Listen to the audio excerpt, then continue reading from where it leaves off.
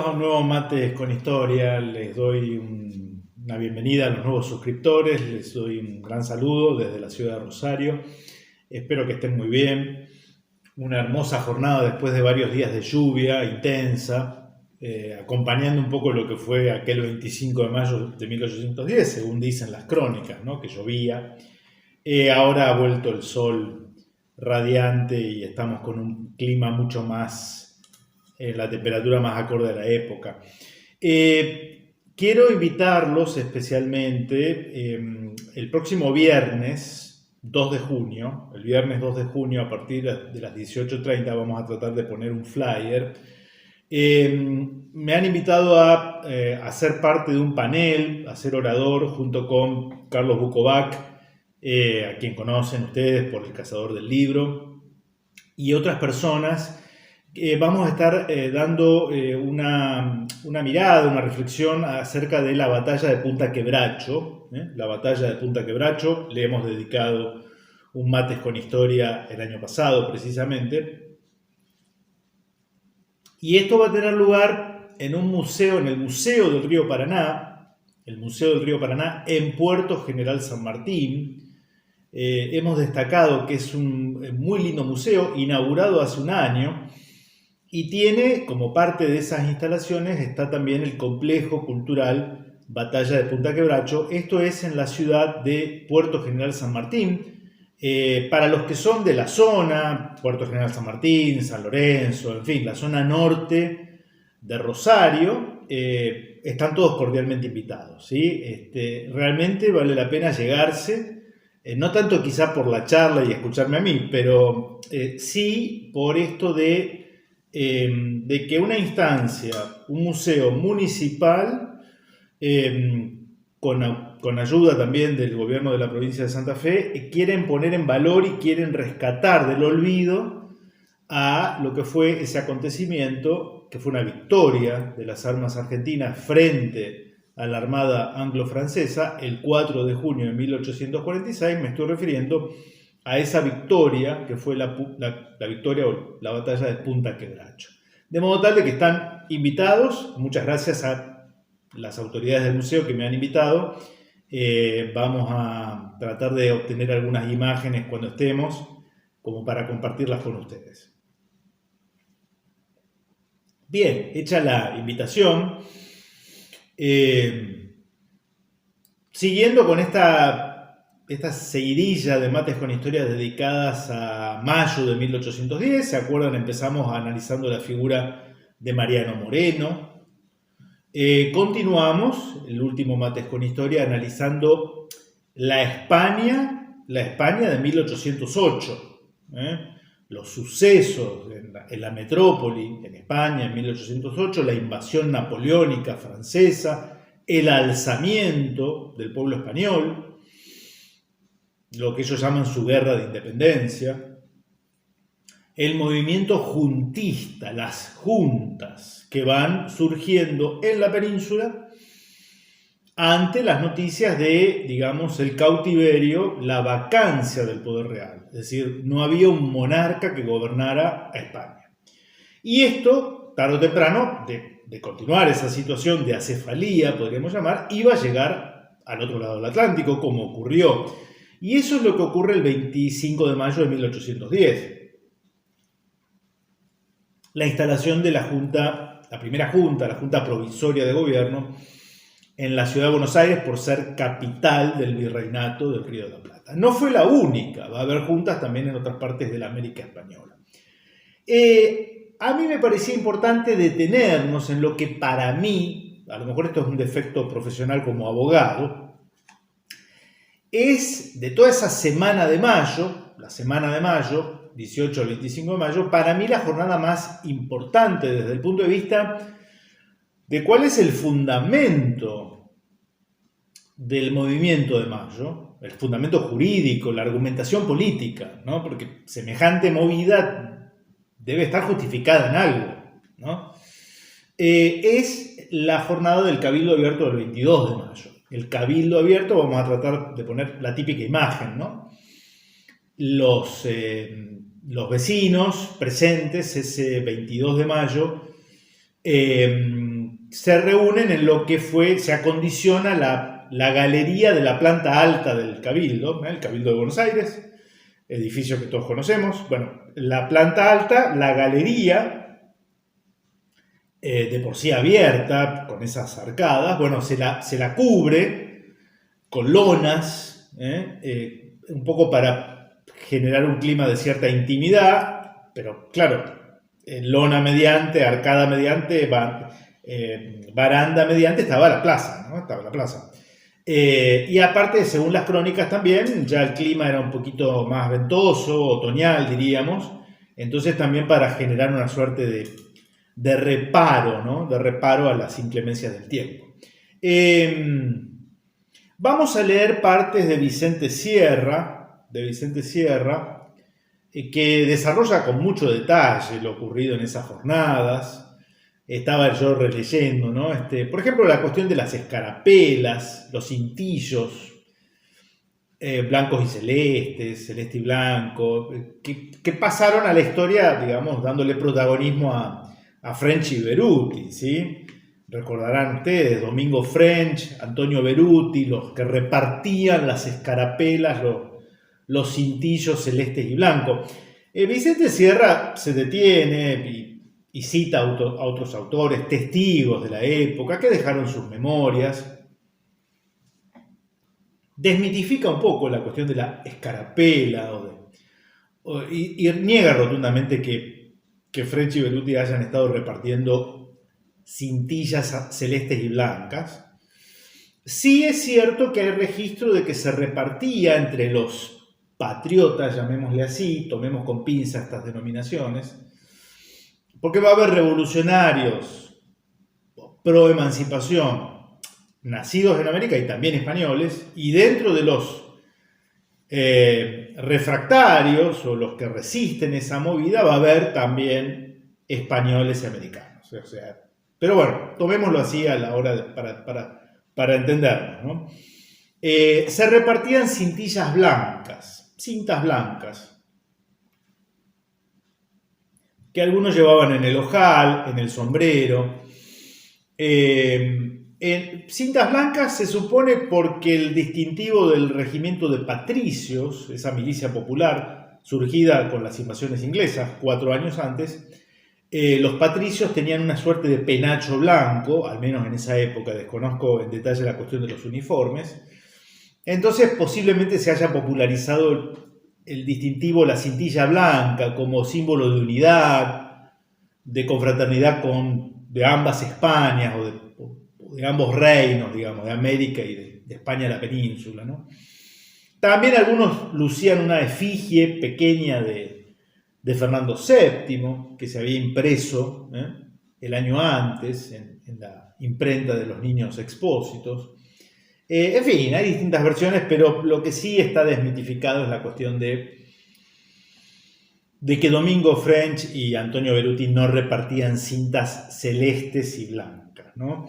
Y en medio de esa agitación, de esa incertidumbre acerca de las noticias que llegaban de España, sabemos que llega el 18, la noticia llega a Buenos Aires de que había desaparecido la Junta Central de Sevilla, es decir, la última autoridad reconocida y acatada en la península y en menor medida, pero vamos a suponer que acatada en América, que era la Junta Central de Sevilla, por el avance napoleónico, por la situación de crisis y de desaparición de la autoridad legítima en la península, ¿no? Entonces, claro, allí se plantea un problema técnico, jurídico, si quieren, que es el de la vigencia o no del poder, de la autoridad del virrey. Es decir, teníamos un virrey, Buenos Aires, la capital del virreinato. El virrey era don Baltasar Hidalgo de Cisneros, En oportunidad de visitar el Museo Naval en Madrid, tuve ocasión de ver el famoso retrato. Hay un famoso retrato, vamos a tratar de ponerlo. Vi el original del retrato de Baltasar Hidalgo de Cisneros, que era un gran marino,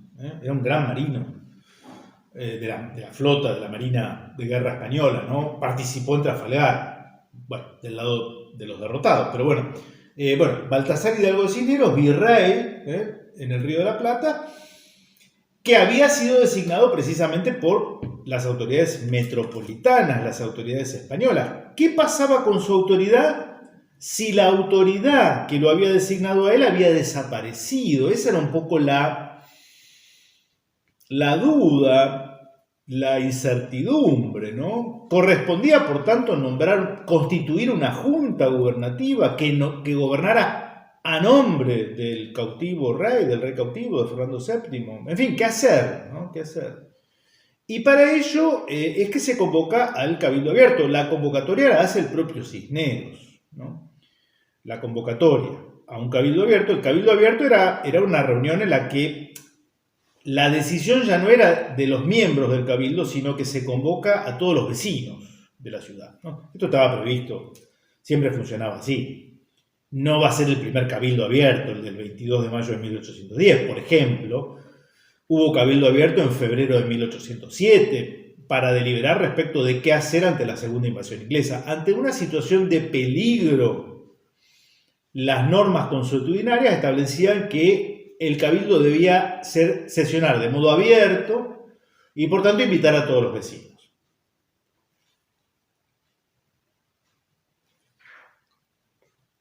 Los vecinos, ¿se acuerdan que lo hemos hablado? Dedicamos un Mates con Historia a los cabildos, me remito a él. Por tanto, las invitaciones, las famosas invitaciones a participar del Cabildo Abierto eran limitadas. Buenos Aires tendría 30.000 habitantes, no todos ellos eran vecinos, ¿sí? Solamente unos 3.000 se calcula, que tenían condición de vecino, ser propietarios, tener familia constituida, en fin, ¿no? Y es un dato llamativo que Vicente Sierra lo menciona. No hubo una gran asistencia.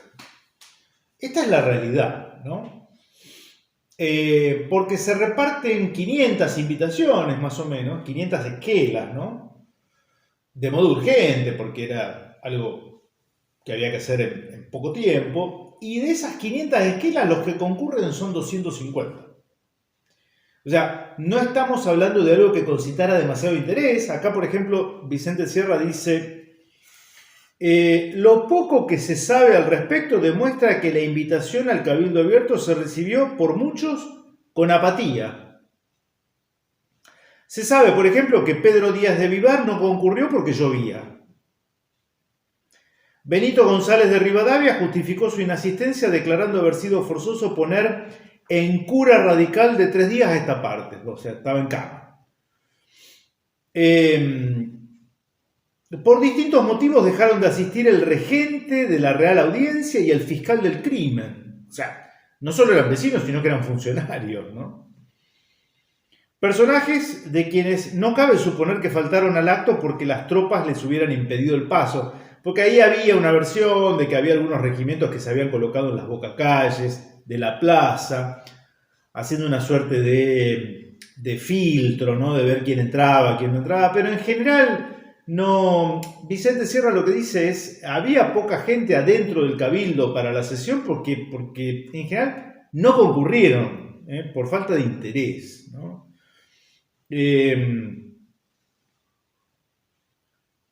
Lo admisible es que, informados de que los factores de lo que ocurría eran los comandantes de los cuerpos urbanos, consideraron que lo mejor era abstenerse, convencidos de que, no contando con la tropa, era inútil pretender salvar a Cisneros. Una conjetura que hacen. Ahora bien, si dentro de la Casa del Cabildo la concurrencia no era tan grande como merecía la cuestión a considerarse, en la plaza, dice Tomás Guido, y cita: la multitud, atraída por la tendencia a innovaciones que no comprendía, servía grandemente a los agentes revolucionarios para imponer con su presencia, al propio tiempo que, seguidos de corta clientela, trataban de evitársela con sus instigaciones. Hay una cuestión que está bastante aclarada. Vicente Sierra lo dice, lo desarrolla, y no es el único autor, que es que en general el pueblo va a estar ausente en las jornadas de mayo, sobre todo el 22 y el 25. Cuando digo el pueblo me refiero a los sectores mayoritarios, ¿sí? No la minoría ilustrada o de comerciantes, la gente de posibles, como se llamaba en la época. La masa, digamos, ¿no? Los laburantes, si quieren, la gente de a pie que también formaban parte de la sociedad porteña, ¿no? No va a estar presente, mayoritariamente al menos, habrá habido algunos casos, ¿no? Esta imagen, ¿no?, de Villiquen, de que estaba el farolero y el plumero y el que vendía las velas y la negra mazamorrera, en fin, es, bueno, parte del folclore, que está bien dárselo a chicos de 4 o 5 años, está muy bien, no digo que no. Pero queda un poco la idea de que estaban todos ellos ahí esperando a la expectativa de lo que ocurría en el Cabildo en la plaza. Las crónicas reales hablan de poca gente, 500, 1000 personas, por la novedad del suceso, por un interés personal, en fin, algo bastante común. Dedicamos uno de los primeros mates con historia a lo que llamamos la Revolución de los Orilleros. La Revolución de los Orilleros. Ahí nuestra hipótesis es que en la noche del 5 al 6 de abril de 1811 es cuando el pueblo, ese pueblo, se va a hacer presente. Se va a hacer presente.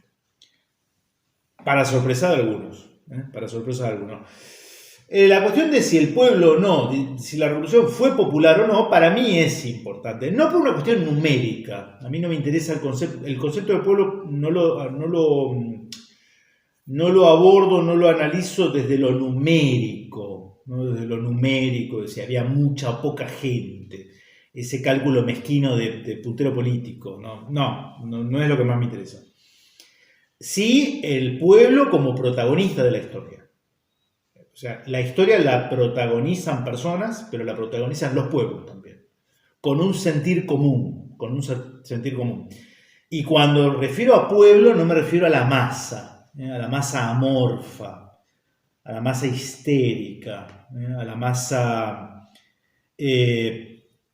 conducida solo por sus pulsiones, no, a la masa organizada en una doctrina y en unos ideales comunes y compartidos. Eso para mí es el pueblo. Por tanto, que el pueblo esté o no protagonizando un hecho histórico, para mí, por mi formación, es relevante. Es relevante. Para otros no. Para otros, para quienes el pueblo no cuenta en la historia, no es relevante. Para mí sí. Pero bueno. Entonces, el 22 de mayo esto concita el interés de algunos, ¿no? Ahora bien, lo que me interesaba era llegar a la parte de, se lee la proclama, ¿sí? Era un acto muy solemne, era una sociedad que cuidaba mucho las formas, ¿no? Buenos Aires tenía calles de tierra, pero revestía aquellos actos trascendentes para la vida común de una solemnidad y de un cuidado de las formas que, se han perdido, ¿no? Claramente. Entonces, esto se resume siempre, lo vemos en la carrera de abogacía en Historia Constitucional Argentina, que es la materia que finalmente doy, hacemos alusión a que toman la palabra en esa famosa sesión acerca de si había cesado la autoridad del virrey y por tanto había que constituir una junta, o si no, o si la autoridad del virrey continuaba intacta, ¿no? Toman la palabra de modo sucesivo el obispo de Buenos Aires, Benito de Lue y Riega, el abogado Juan José Castelli, el fiscal de la audiencia, Manuel Genaro Villota, y salva finalmente la situación otro abogado, Juan José Paso, ¿no? ¿Qué nos dice Vicente Sierra? Dice, se propuso una segunda fórmula. ¿Cuál era la moción, digamos, no? Si la autoridad soberana ha caducado en la península, o si esto se halla en lo incierto, ¿no? Los autores de esta fórmula propusieron que fuera votada en secreto, pero la mayoría rechazó tal proposición, declarando que la votación debía hacerse públicamente. En el debate que se realizó para establecer la proposición que la Asamblea debía votar, intervino el obispo Lué y Riega, Benito de Lué y Riega. Era asturiano, hacía poco tiempo que estaba en Buenos Aires, era el obispo de Buenos Aires. Va a morir en circunstancias un tanto llamativas, por lo menos.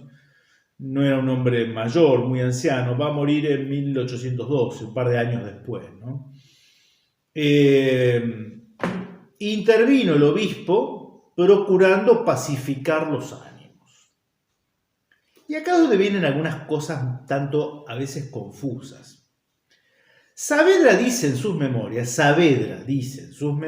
que el prelado expresó que, y acá cita a Saavedra, que mientras hubiera un español en América, el gobierno de estos países no podía estar en manos de americanos. Fin de la cita. Saavedra dice que esto lo dijo el obispo en la sesión del 22 de mayo de 1810. Fin de la cita. Abundan las pruebas de que la memoria de Saavedra no le fue siempre fiel al poner sus recuerdos en el papel. Basta recordar que señala el día 20 como fecha de la realización del Cabildo Abierto. Lo destacamos porque no es posible admitir que el obispo pudiera decir tal desatino, dice Vicente Sierra. Y además, no era esta la cuestión sobre la que había de pronunciarse. Nicolás de Bedia dice en sus memorias que el obispo se dilató en un impertinente sermón, cita, dirigido a exhortar la paz, que nadie daba muestras de alterar, y permanecer en el estado en que se hallaban las cosas. Fin de la cita. No le atribuyó las palabras que le hizo decir Saavedra. Y es que ni el prelado ni nadie podía expresar tesis tan absurda. ¿Acaso no había sido virrey del Río de la Plata el mexicano Vértiz? Se pregunta Vicente Sierra. El obispo pudo haber dicho que, habiendo España conquistado, poblado y civilizado América, correspondía que fuera depositaria de la soberanía, o que el imperio podía ser gobernado desde cualquier ciudad de la península, libre de franceses, antes de que pasara a hacerlo desde una ciudad americana.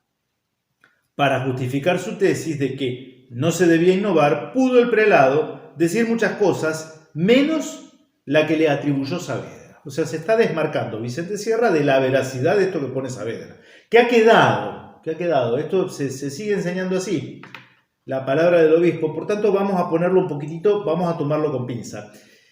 Yo les dije que íbamos a hablar hoy de la Iglesia y la Revolución Americana, ¿sí? O de la Iglesia la Iglesia institución. Lo vamos a dejar para otra, porque es un tema un poquito más complejo y me gustaría explayarme. Va a haber ahí una encíclica que algunos consideran que fue condenatoria de las independencias americanas, años después, ¿no? Bueno, vamos a hacer un mate con historia aparte. Estamos en lo que fueron la palabra del obispo.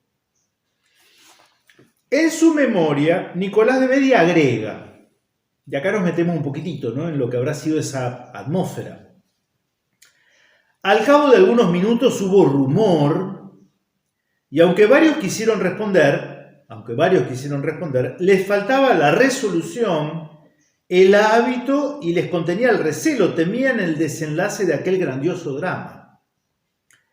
Los principales sujetos que habían de tomar la voz en nombre del pueblo eran los más próximos a las autoridades, de uno y otro lado. Creo que en otra parte hemos dicho que el famoso doctor Moreno se había colocado tras una de las bancas del pueblo, como excusándose de presentarse como uno de los actores principales del momento. Juan José Castelli, fue invitado a que respondiese al regente y ante el finado doctor Cosme Argerich y el capitán Nicolás de Bedia, tomándolo del brazo, le exhortaron a hablar diciéndole enérgicamente: «Hable usted por nosotros, señor doctor. ¿A quién tiene usted miedo?». Entonces Castelli, variando de colores como quien vacila y recela de lo delicado de la ocasión, porque es una verdad que en aquel mismo instante habría hombres que aconsejaban a Cisneros que mandase disolver la reunión. En fin, Castelli rompió el silencio, al principio balbuciente y al fin con profusión de la verba que le era genial, bien que las objeciones que se le pusieron por parte de uno de los oidores, que creo que fue Villota, efectivamente, Manuel Genaro Villota, ahora vamos a referirnos a él, le embarazaron tanto que para sacarle del círculo de la controversia tomó a su cargo la causa del pueblo el benemérito y elocuente abogado don Juan José Paso, desempeñándose con tanto poder y valentía que dejó confusos y silenciosos a los oradores de la audiencia, entre ellos al doctor Caspe, que se preciaba de saber. Probó Paso a la evidencia que en la ausencia involuntaria del monarca estaban habilitados los pueblos a reasumir la autoridad soberana y elegir el gobierno que creyese más adecuado en favor de los derechos del rey. Bueno, fíjense que acá Vicente Sierra tiene estas ilustraciones, ¿no? La verdad que es una joya. Ahora hago un comentario, pero permítanme terminar la lectura que hace Vicente Sierra. Dice, acotaciones al margen del discurso de Castelli. Acotaciones al margen del discurso de Castelli.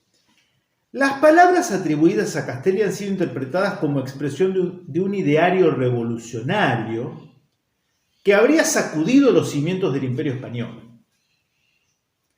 Castelli no hizo sino exponer conceptos clásicos en el derecho hispano. Ya en el Código de las Partidas leemos que cuando la familia real se extingue, el nuevo rey puede serlo por acuerdo de todos los habitantes del reino que le escogiesen para señor o por señor. Y las partidas pertenecen al periodo del auge del romanismo. Posteriormente, y en especial en el curso del siglo XVI, los escritores que fundan la Escuela Teológico-Política Española, la Escuela de Salamanca, ¿sí?, sentaron tesis de más hondo contenido populista, de manera que las juntas de España pudieron establecerse en 1808 en virtud de tales tesis, afirmando que, desaparecido el rey, la soberanía revertía sobre el pueblo. Como derecho humano, la soberanía alcanzó su máxima expresión teórica a través de los grandes pensadores de dicha escuela. Para afirmar que la soberanía es de derecho humano, no necesitó Castelli ni los juntistas españoles recurrir a Rousseau. No necesitó recurrir a Rousseau, a quienes algunos suponen rector espiritual de los sucesos de mayo de 1810. Para negar poderes soberanos al Consejo de Regencia, Castelli utilizó el mismo argumento con que la Suprema Junta Central afirmó su legitimidad al declarar: un rey erigido sin potestad no es rey, refiriéndose a José Bonaparte. Y la España está en el caso de hacer suya la soberanía por la ausencia de Fernando, su legítimo poseedor. Y termina Vicente Sierra esta parte que para mí no tiene desperdicio. La posición de Castelli fue netamente legalista. Si bien la revolución estaba implícita en sus palabras, como lo estuvo en la formación de las juntas de España en 1808, pues en ambos casos se afirmaron normas jurídicas tradicionales que se oponían a los principios del absolutismo borbónico. Esta es la cuestión esencial del 22 de mayo de 1810, como lo había sido la de los alzamientos juntistas de las provincias de España. Se proclamó que la soberanía había revertido sobre el pueblo desde el momento en que había desaparecido quien la poseía legítimamente. O sea, se afirmó un principio que venía del fuero juzgo, y que justifica lo que dice el historiador inglés J.M. Carlyle, de que toda libertad proviene del medioevo. De que toda libertad proviene del medioevo. Brillante. Para los iluministas, racionalistas, liberales, esto no les gusta, pero bueno. Entonces, en resumen, Castelli lo que dice y lo que invoca es un principio del tradicionalismo hispánico, de que se enseñaba en las facultades, pero que había sido abandonado en el último siglo por los Borbones instalados en el trono español, que fundan su legitimidad monárquica en otros pensadores, que no eran los de la Escuela de Salamanca. Los de la Escuela de Salamanca, el esquema que establecían para el ejercicio legítimo del poder por parte del soberano era que el origen de la soberanía está en Dios, pero Dios no lo delega directamente al monarca, sino que se lo da al pueblo, y es el pueblo el que le delega su poder, la soberanía recibida de Dios, al rey. En ese esquema aparece el pueblo como protagonista, pero ese esquema era de la Escuela de Salamanca bajo los Austrias, y cuando llegan los Borbones al trono español es abandonado, es oficialmente abandonado. Y el esquema con el que vienen los Borbones, de Bossuet, de Bodin y otros pensadores que habían sido los que habían propuesto el fundamento de la legitimidad de los monarcas franceses, era otro, de origen divino. O sea, el origen de la soberanía es Dios, pero Dios no se lo da al pueblo, se lo da directamente al monarca, al rey. Y por eso el rey, en la Francia de aquella época, era un rey, y también en la Inglaterra, no tiene que rendir cuentas a nadie de lo que hace con su poder, porque lo recibió de Dios directamente. En este esquema que justifica el absolutismo monárquico, que es de origen francés, no es de origen español, pero que se va a colar en el Imperio Español a partir de 1700, es lo que algunos no quieren ver esto. Bueno, vaya ellos. Nosotros estudiamos a gente seria. Esa monarquía absolutista, que era consecuencia de este esquema de los fundamentos de la legitimidad monárquica originada en Francia, se va colando. Y por tanto, en ese esquema, el pueblo es un convidado de piedra, no existe como protagonista en estos procesos, ¿sí?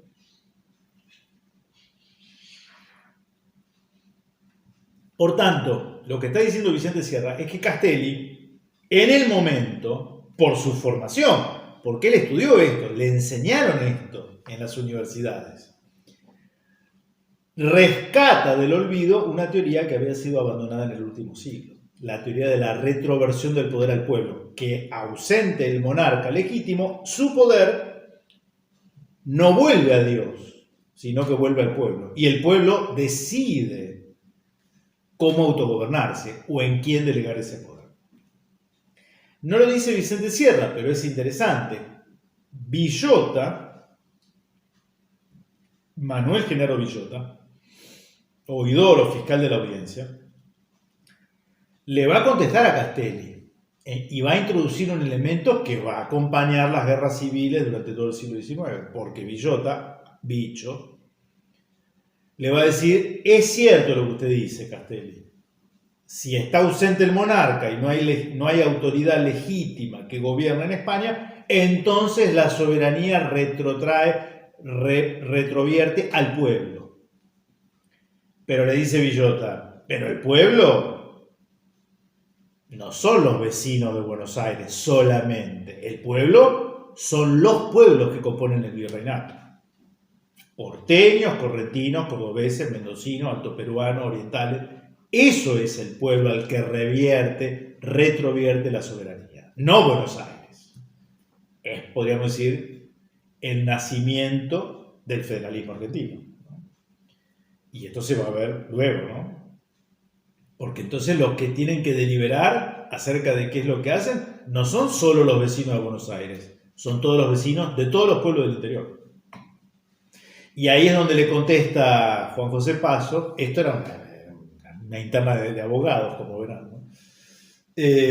Juan José Paso invoca, ¿no?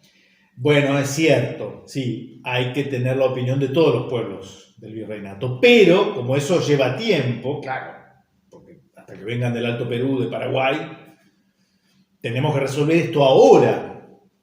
Entonces invoca una figura muy jurídica, la gestión de negocios ajenos o de intereses ajenos. Es decir, en la emergencia yo puedo atribuirme la representación de otros, por más que no me la hayan dado, para actuar en beneficio de sus intereses. Esos otros luego después ratificarán o no mi accionar, pero en la inmediatez, en la urgencia, yo puedo, por tanto Buenos Aires, decía Juan José Paso, puede actuar en representación de todos los pueblos del interior. Después veremos qué opinan los pueblos del interior. Y eso, bueno, la Junta Grande, en fin, ¿no? Pero, como ven ustedes, se puso interesante, y yo creo que algo ya leí, pero lo de la Revolución de Mayo, ¿no? Me parece muy aleccionador lo que dice Vicente Sierra, su interpretación. Lo característico del hecho, lo que podríamos denominar su sentido local, es la aparición del hombre hispanoamericano con un contenido político afirmado en un patriotismo unido a la tierra nativa. Pero aún en esta circunstancia muestra su honda raíz tradicionalista, buena herencia de los mayores peninsulares, aunque no del todo convertida en estado de conciencia popular. El carácter militar de la Revolución de Mayo no fue un accidente. No lo fue tampoco el apoyo que le prestó el bajo clero. Militares y eclesiásticos constituían la única expresión orgánica de la conciencia histórica que se requería para crear un gobierno propio, con sentido de americanidad, sin dejar de apoyarse en su profunda raíz hispánica. Suponer que la Revolución de Mayo fue consecuencia de la lectura por parte de algunos privilegiados de ciertos libros franceses, esto lo hemos dicho, ¿no? O de la aplicación de principios o normas provenientes de la Revolución norteamericana es minimizar su grandeza. Nadie invocó el 22 de mayo de 1810 ni los principios de la Revolución Francesa ni los principios de la Revolución Norteamericana. Esto es un hecho. El que hoy dice que fue así está incurriendo en una falacia. Quizá en una simple burrada, quizá con un interés ideológico.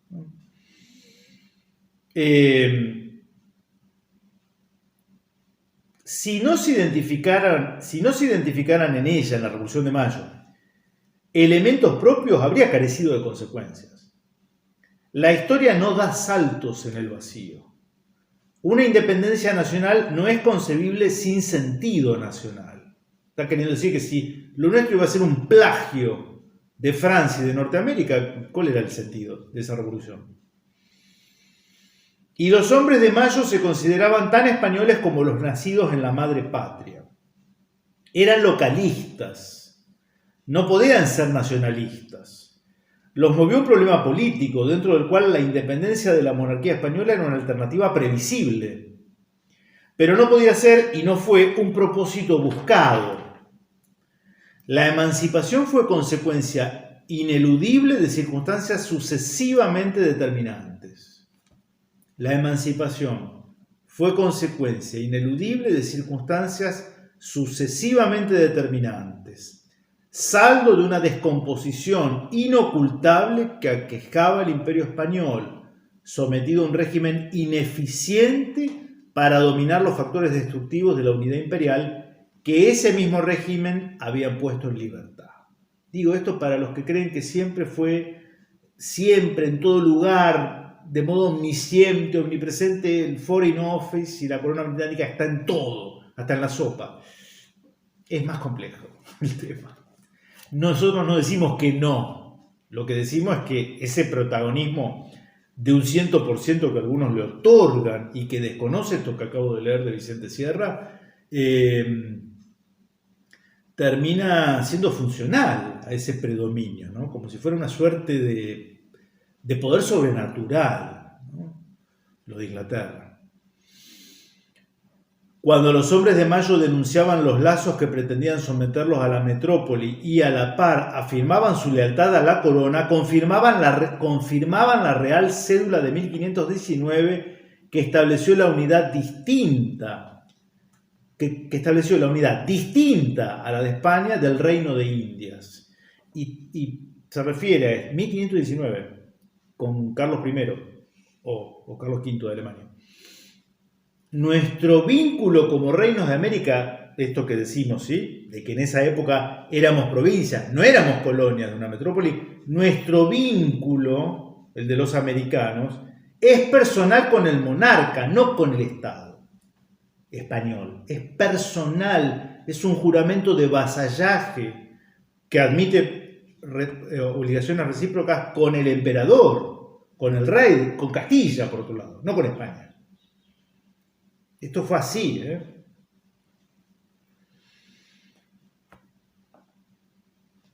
A principios del siglo XIX, el patriota mexicano Fray Servando Teresa de Mier, refiriéndose a esta real cédula, decía: es evidente, en conclusión, que por la constitución dada por los reyes de España a las Américas, son reinos independientes de ella, sin tener otro vínculo que el rey,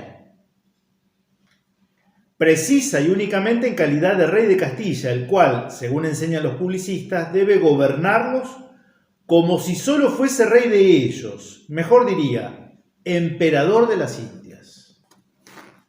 Esto para evitar caer en un exceso de españolismo, que no es histórico. Y termino. Se dio así la aparente paradoja de que tanto la Revolución de Buenos Aires como la de Caracas, primeras resquebrajaduras del armazón imperial levantado por el despotismo borbónico, se hicieron afirmando ideales de honda raigambre hispánica, expresados en la vieja historia de los fueros, las cartas pueblas, los libres municipios castellanos y el hondo contenido popular de los grandes maestros de la escuela teológica política española, que dieron consistencia jurídica al sentido hispano de la libertad de la persona humana, cimiento del ideal de Mayo de conquistar la libertad civil. Ven cómo da para volver y volver sobre la cuestión de Mayo, sus fundamentos, y algo diremos también cuando nos acerquemos a julio y el Congreso de 1816. Espero que les haya gustado, les agradezco que lo difundan, que comenten. Les reitero la invitación a que los que puedan y estén interesados en llegarse el 2 de junio, el próximo 2 de junio, 18:30 horas, Complejo Cultural Batalla de Punta Quebracho en Puerto General San Martín, cerquita de Rosario. Vamos a estar allí compartiendo, vamos a poner nuevamente el flyer, junto con el amigo del doctor Carlos Bukovac y otros, un panel dedicado al aniversario de la batalla de Punta Quebracho, o en términos más generales, la guerra del Paraná en el siglo XIX. Ojalá que podamos vernos, si fuera el caso. Les dejo un saludo, buena semana, nos vemos la próxima si Dios quiere.